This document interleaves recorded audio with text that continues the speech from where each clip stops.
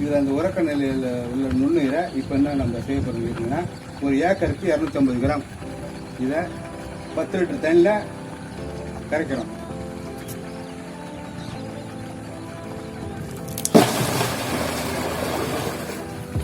Litre தண்ணி, ஒரு packet 250 gram. இது என்ன செய்கிறோம், இதை கலந்து 2 நைட்டு வச்சிருந்து மறுபடியும் இந்த திரவத்தை மக்கின எருவில் கலந்து 1 ஏக்கர் நிலத்துக்கு இதை சீராக நிலத்தில் தூவி விடுறோம். இதை தூவி விடுறதுனால இப்போ இதை ஊற வைக்கிறதுனால இதில் இருக்கிற உறக்க நிலையில் நுண்ணுயிர் உயிர் பெற்று பல கோடி நுண்ணுயிராக மாறும்போது நமக்கு இயற்கையான வழியில் அதை நிலத்தில் இருக்கிற தழைச்சத்து, சாம்பல் சத்து, மண் சத்து இது 3 எடுத்து பயிருக்கு கொடுக்கும்போது செடி நல்லா வளர்ந்து நமக்கு மகசூல் அதிகம் கிடைக்குன்னு.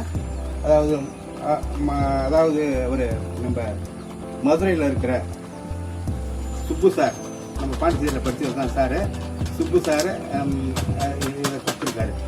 இதை நாங்கள் யூஸ் பயன்படுத்தி என்ன தகவல் வருது உங்களுக்கு எல்லாருக்கும் நாங்கள் சொல்கிறோம். 3 பாக்கெட், 3 ஏக்கருக்கு 3 பாக்கெட்.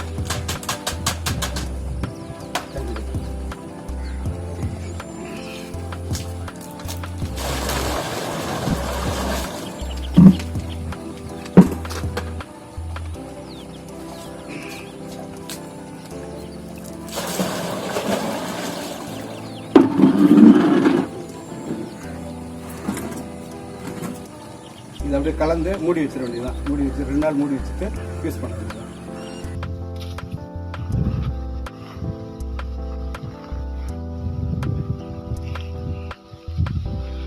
உறக்க நிலையில் உள்ள நுண்ணுயிரை தண்ணீர் கலந்து மறுபடி 2 நாள் ஊற வைத்து மறுபடியும் எருவில் கலந்து 1 ஏக்கர் நிலத்துக்கு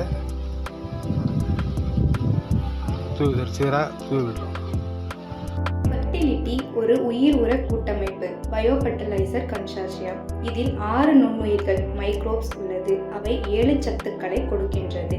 அதில் பேரூட்ட சத்துக்களான தலை, மணி, சாம்பல் சத்துக்களும் முதன்மை நுண்ணூட்ட சத்துக்களான ஜிங்க், சல்பர், அயன் மற்றும் சிலிக்கா போன்ற சத்துக்களும் உள்ளதால் ஃபெர்டிலிட்டி பயிருக்கு ஒரு தாயை போல உணவளிக்கிறது.